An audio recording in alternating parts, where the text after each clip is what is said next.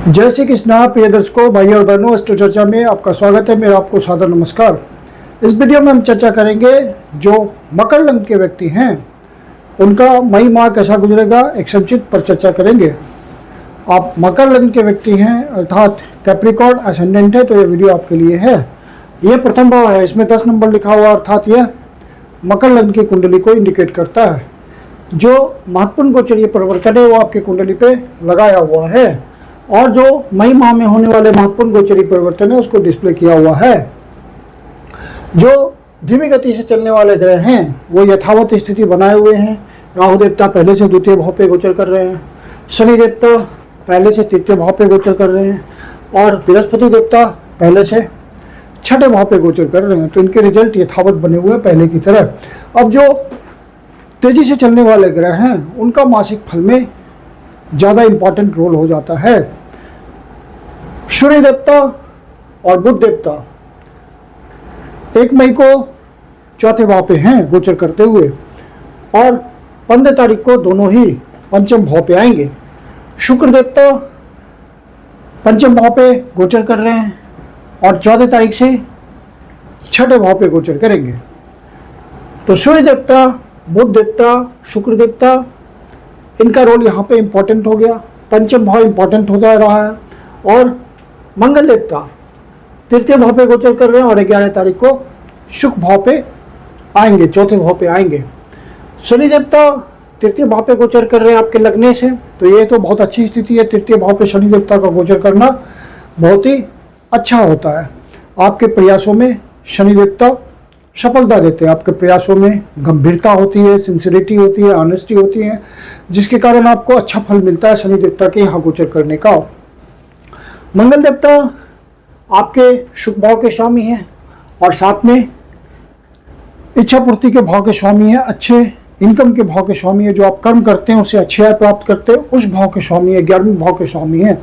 मतलब आपके लिए अच्छा रिजल्ट देने वाले हैं। और मंगल देवता का तृतीय भाव पे गोचर करना अच्छा होता है। क्रूर ग्रहों का तृतीय भाव पे गोचर करना शुभ माना जाता है। तो मंगल देवता आपको एनर्जी दे रहे हैं आपके प्रयासों में। शनि देवता पहले से आपसे प्रयास करवा रहे हैं और मंगल देवता आपको उस प्रयास में शीघ्रता से सफलता देने की कोशिश कर रहे हैं, क्योंकि इच्छा पूर्ति के भाव के स्वामी, अच्छी इनकम के भाव के स्वामी और शुभ भाव के स्वामी हैं। तो आपके प्रयासों से सफलता मिलेगी तो आपको सुख की प्राप्ति होगी। अब चूंकि चतुर्थ भाव के स्वामी का तृतीय भाव पे गोचर हो रहा है तो यह आपकी प्रॉपर्टी वगैरह बेचने के लिए, वाहन बेचने के लिए बढ़िया समय हो सकता है, क्योंकि आपको लाभ की प्राप्ति अच्छी होगी। मतलब सौदा आपका अच्छा होगा और आराम से आपकी प्रॉपर्टी या जो गाड़ी है वो सेल हो जाएगी, क्योंकि मंगल देवता तृतीय भाव पे गोचर कर रहे हैं। अब मंगल देवता 11 तारीख से आएंगे चौथे भाव पे, शुभ भाव पे, और सीधा देखेंगे कर्म भाव को, तो कर्म भाव में मजबूती देंगे। सीनियर्स आपको आइडेंटिफाई करेंगे, जूनियर्स का सपोर्ट मिलेगा। प्राइवेट नौकरी में हो या सरकारी नौकरी में हो, आपको अपना महत्व महसूस कराने में आप सफल होंगे। और फिर सूर्य देवता चौथे भाव पे गोचर कर रहे हैं, उनकी भी दृष्टि है यहाँ पे कर्म भाव पे, तो कर्म की महत्ता ज़्यादा बढ़ जाती है। सरकारी अधिकारियों से आपको मदद मिल सकती है। यदि आप सरकारी सेवा में हैं तो आपको अपने सीनियर से मदद मिल सकती है, जूनियर का सपोर्ट विशेष मिल सकता है। और यदि प्राइवेट सेवा में तो सरकारी अधिकारियों से किसी तरह का मदद मिल सकता है या अपने बॉस से, क्योंकि सूर्य बॉस को भी रिप्रेजेंट करते हैं। तो प्राइवेट सेवा में भी जो बॉस आपके होते हैं वो सूर्य के द्वारा रिप्रेजेंट हो रहे हैं। तो आपको अपने सीनियर्स का, बॉस का हेल्प मिल सकता है, वो आपको आइडेंटिफाई कर सकते हैं।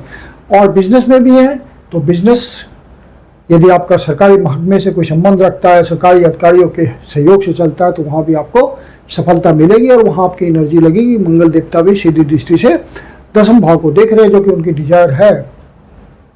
फिर सूर्य देवता यहाँ से निकल करके 15 तारीख को आ जाएंगे पंचम भाव पे। पंचम भाव आपके पूर्व पुण्याज का होता है, तो सूर्य देवता यहाँ आपको अच्छा फल देंगे। पंचम भाव कला का होता है। बुध देवता भी पीछे से 15 तारीख से यहीं गोचर करेंगे, 29 तारीख से पहले। तो पंचम भाव बहुत महत्वपूर्ण हो जा रहा है और शुक्र देवता भी 14 तारीख से पहले पहले यही गोचर करके निकलेंगे। तो पंचम भाव कला का होता है, आपके पूर्व पुण्यज का होता है। यदि आप डांसिंग, म्यूजिक, मॉडलिंग, आर्टिजनशिप, सिंगिंग या किसी भी तरह के फन एंड एंटरटेनमेंट की इंडस्ट्री से जुड़े हुए, या फिल्म इंडस्ट्री से जुड़े हुए हैं, या टीवी इंडस्ट्री से जुड़े हुए हैं, या फैशन इंडस्ट्री से जुड़े हुए हैं, तो यहाँ पे आपको विशेष रूप से नए अवसर और नई सफलता प्राप्त होगी, नए आयाम खुलेंगे सफलता के। तो ये भाव बहुत इम्पॉर्टेंट हो गया। और यदि आप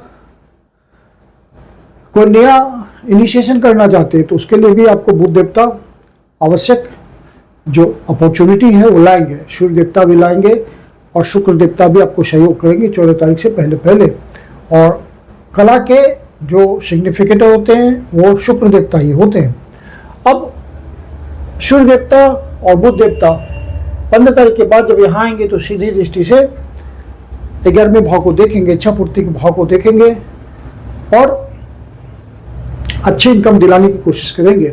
आपको अपने बड़े भाई का सहयोग मिल सकता है, आपको अपने नज़दीकी फ्रेंड से आर्थिक सहायता मिल सकती है और समाज के जो प्रभुत्व के लोग हैं, सरकारी महकमे में बड़े बड़े अधिकारी हैं या राजनीति से जुड़े हुए इन्फ्लुएंशियल प्रभावी लोग हैं या समाज के प्रभावी लोग हैं, उनसे किसी से आपका संबंध बन सकता है, अवसर मिल सकता है जुड़ने का, या पहले से जुड़े हुए हैं तो कोई नया अवसर उनके थ्रू मिल सकता है और आपको अच्छे इनकम की प्राप्ति हो सकती है, कोई नया कॉन्ट्रैक्ट मिल सकता है। या आप किसी लार्ज नेटवर्किंग संस्थान से जुड़े हुए, एनजीओ से जुड़े हुए हैं तो वहाँ से भी आपको नए अवसर की प्राप्ति होगी जिससे आपको अच्छा धन कमाने का मौका मिलेगा।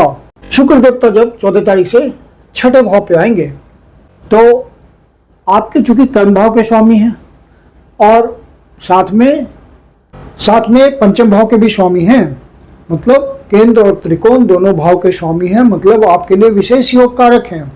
तो छठे भाव से रिजल्ट देंगे। पहले पंचम भाव से रिजल्ट दे रहे थे, पंचमेश का पंचम भाव में ही गोचर करना तो बहुत ही बढ़िया माना जाता है। तो शुक्र देवता 14 तारीख से पहले पहले तो आपको बढ़िया फल दे रहे हैं, कर्म का भी फल दे रहे हैं और साथ में पूर्व पुण्याज का भी फल दे रहे हैं। आप जिस भी काम धंधे से जुड़े हुए वहाँ पे आपको सफलता मिल रही है। यदि आप शेयर मार्केट के धंधे में हैं तो वहाँ भी आपको अच्छी सफलता मिलेगी धन कमाने में। और यदि आपका पहले से अफेयर चल रहा है तो वहाँ पे आपकी अंडरस्टैंडिंग ज़्यादा बढ़ेगी 14 तारीख से पहले पहले। अब 14 तारीख के बाद 14 तारीख से मतलब 14 तारीख से शुक्र देवता छठे भाव पे गोचर करेंगे तो वहाँ पे फिर आपको ध्यान रखना है अपने लव अफेयर, लव पार्टनर के साथ किसी तरह का संबंध नहीं बिगड़े, ये ध्यान रखना है। और छठा भाव से जो भी आप प्रोफेशन से संबंध रखते हैं, छठे भाव के प्रोफेशन से, या 9 to 5 नौकरी करते हैं, क्योंकि ये भाव सर्विस का होता है तो वहाँ पे आपको शुक्र देवता कंपटीशन में आगे रखेंगे। स्टूडेंट हैं तो कर्म क्षेत्र में कोई बड़ी सफलता मिल सकती है, कोई नौकरी भी मिल सकती है। आप इसमें इंटरव्यू वगैरह दे रहे हैं तो आपको कोई अच्छी नौकरी शुक्र देवता दे देंगे। और शुक्र देवता यहाँ गोचर करते हुए उन सब लोगों के लिए अच्छा होंगे जो छठे भाव के प्रोफेशन से संबंधित है, जैसे झगड़े का निपटारा करते हैं, कोर्ट कचहरी से जुड़ा हुआ है उनका प्रोफेशन, वकील हैं, लॉयर हैं मतलब, या जज हैं, या कोर्ट कचहरी से जुड़ा हुआ किसी भी तरह के काम से हैं तो आपको शुक्र देवता अच्छी सफलता देंगे। और रिलेशंस बनाने में आप सफल होंगे अपने क्लाइंट के साथ इस समय, कि शुक्र देवता रिलेशंस के भी सिग्निफिकेटर होते हैं। और किसी तरह के आप हीलर हैं, स्पिरिचुअल हीलर हैं या डॉक्टर हैं तो वहाँ भी आपको विशेष सफलता मिलेगी। और शुक्र देवता चूंकि लिक्विड मनी के कारक होते हैं तो इस भाव पे गोचर करते हुए आपको धन की व्यवस्था करेंगे। कर्म क्षेत्र से, आपकी नौकरी से, जिस भी तरह का आपका काम है, बिजनेस है, वहाँ से आपको अच्छे धन की व्यवस्था करेंगे। फिर बुध देवता की स्थिति यह है कि छठे भाव पे गोचर कर रहे हैं, फिर छठे भाव से निकल करके 29 तारीख को 7वें भाव पे गोचर करेंगे। फिर बुध देवता 29 तारीख को 5वें भाव से निकल करके छठे भाव पे गोचर करेंगे और स्वराशि में गोचर करेंगे। तो ये एक प्रकार का राजयोग होगा और यहाँ पे आपको प्रयासों के बाद विशेष सफलता मिलेगी। राहु देवता और केतु देवता के कारण यदि आपको परेशानी पहले से चल रही है क्योंकि राहु देवता की ये स्थिति थोड़ा स्ट्रगलिंग होती है। आपके ओरिजिनल नेटल चार्ट में यदि राहु देवता की स्थिति खराब होगी, अच्छा फल नहीं देने वाले होंगे वो, तो इस गोचर के कारण स्थिति थोड़ा सा निगेटिव हो सकती है ज़्यादा।